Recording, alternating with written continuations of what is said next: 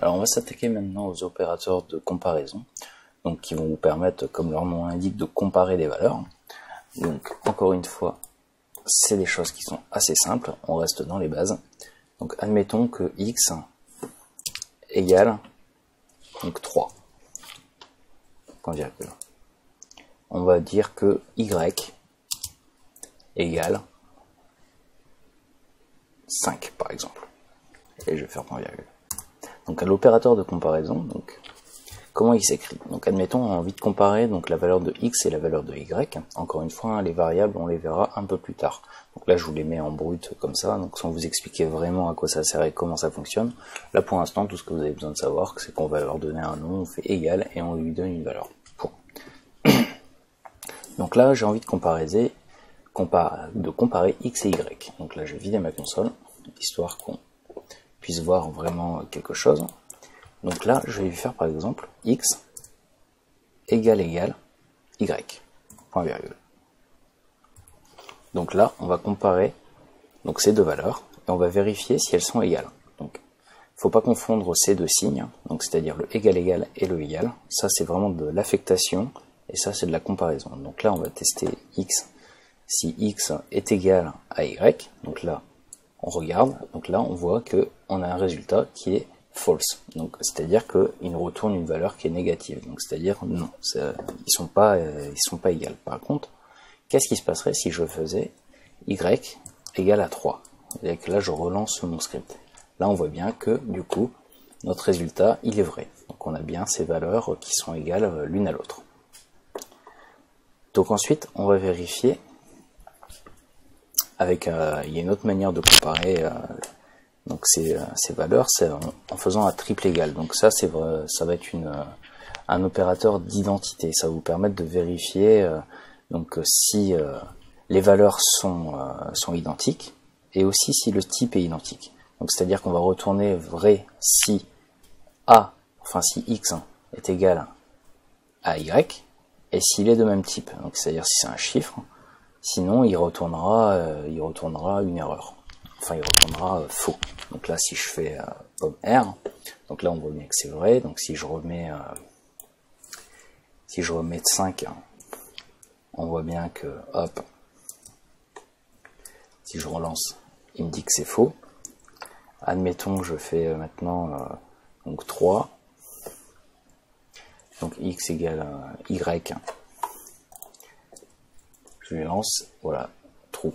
Donc là, je vais pas pouvoir vous montrer, parce que j'ai pas d'exemple qui vient sur l'opérateur d'identité, mais c'est vraiment, c'est pas quelque chose que je vais utiliser tout le temps. On va plus utiliser le égal plutôt que le triple égal. C'est, c'est plus fréquemment utilisé. On va pouvoir aussi comparer si deux valeurs sont différentes. Donc c'est-à-dire l'inverse. Pas le égal. Là pour ça, si on veut comparer et vérifier la différence entre deux variables, en fait, on va mettre un point d'exclamation avant le égal. Donc là, ça va être point d'interrogation égal y. Donc là, on va vérifier si x est différent de y. Donc là, il va nous retourner comme quoi c'est faux. Ces deux valeurs sont pas différentes. Par contre, du coup, si je le mets à 4 ici, là on retourne vrai. Donc là on va pouvoir aussi également donc faire l'opérateur de non-identité, donc qui va pas nous c'est pareil, qui va pas nous servir, mais pour le savoir, il suffirait de rajouter un égal encore, et du coup ça on vérifierait que les deux valeurs ne sont pas identiques et ne sont pas de même type. Donc, avant de continuer plus loin, chose à savoir, c'est qu'on va pouvoir également comparer donc des chaînes de caractères. Donc, des chaînes de caractères, qu'est-ce que c'est? En fait, ça va vous permettre d'écrire du texte. Par exemple, si je mets un double guillemet ici et que je fais test, donc là, c'est une chaîne de caractères. On voit que mon mot ici est en rouge, donc ça veut dire qu'on est dans une chaîne de caractères. Donc après ça, les couleurs, vous allez pouvoir les modifier dans les préférences. Donc ça, je vous le montrerai pas, on va rester dans l'interface par défaut. Donc là, par exemple, j'ai envie de vérifier que ces deux valeurs sont égales. Si j'en lance, là, il me dit que c'est faux. Là, Du coup, je vais lui mettre une chaîne de caractères aussi. Donc encore une fois, on verra les chaînes de caractères un peu plus loin. Je vais faire test et je ne vais pas mettre de majuscule pour vérifier. Donc là, si je lance, on voit que on est à faux. Donc pourquoi? Parce que en fait, le script est sensible à la classe. Donc c'est-à-dire, si vous mettez une majuscule, il faudra la mettre partout. Sinon, ça sera pas exactement la même chose. Donc là, si par exemple je fais l'égal, c'est faux aussi. Par contre, si du coup je lui dis, je teste si c'est différent, il va me dire que c'est vrai. Donc maintenant, si je lui mets test avec un T majuscule, là par contre, mes deux valeurs sont égales, donc il nous renvoie que c'est vrai. Donc vous allez pouvoir faire du coup des comparaisons sur les chiffres, mais aussi sur les chaînes de caractères, donc sur le texte. On va pouvoir également faire d'autres types de comparaisons. Donc là, on va repartir sur des valeurs numériques. Donc là, je vais en mettre 5 par exemple, et je vais mettre 6 pour Y.